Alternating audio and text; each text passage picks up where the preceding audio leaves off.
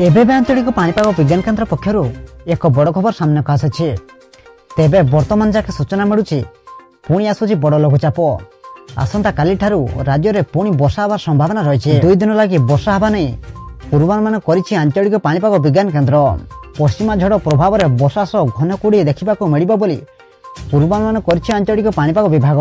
आज एवं आसंता काली घन कुड़ी नहीं 5टी जिला को येलो वार्निंग जारी करछि आंचलिक पाणीपाग विभाग। तेबे आसंतु नजर पकाइबा पश्चिमा झड़ प्रभाव में आज एवं आसंता काली केउ सब जिले में अधिक वर्षा होवार संभावना रही एवं याको नै पाणीपाग विभाग किभଳି पूर्वानुमान करिछि से नै भिडियो रे संपूर्ण अपडेट जानिबा। किंतु ता पूर्व भिडियो को गोटे लाइक करंतु और भिडियो को आपण मानको सांगसाथी मानको अधिकरु अधिक मात्रा शेयर करंतु।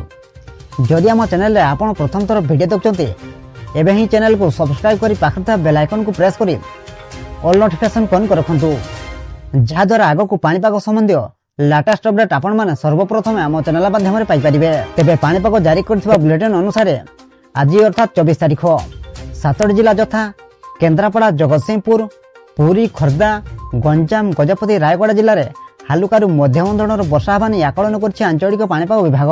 सेहीपरि 9टी जिला यथा बालेश्वर, भद्रक, जाजपुर, कटक, ढेंकानाल, नयागढ़, कंधमाल, कोरापुट और मालकानगिरी जिले में मध्यम धरणर वर्षा होवार संभावना रही। सेहीपरि 25 तारिख में 11 जिले में हालुका वर्षा संभावना थिबा सूचना दैछि आंचलिक पाणीपाग विभाग। एहा पर 26 तारिख रु 28 तारिख जाए सुखिला पाग रहिबो। सेहीपरि 29 तारिख रु पुणी कोहला पाग सह वर्षा होगा नहीं संभावना रहितबा बेले आगामी 3 दिन पर शीतर प्रभाव बढ़िबो बोली सूचना दैछि आंचलिक पाणीपाग केन्द्र। सेपटे चाषीर मेरुहाड़ भांगी दैछि पाचिला धान उपर वर्षा माड़।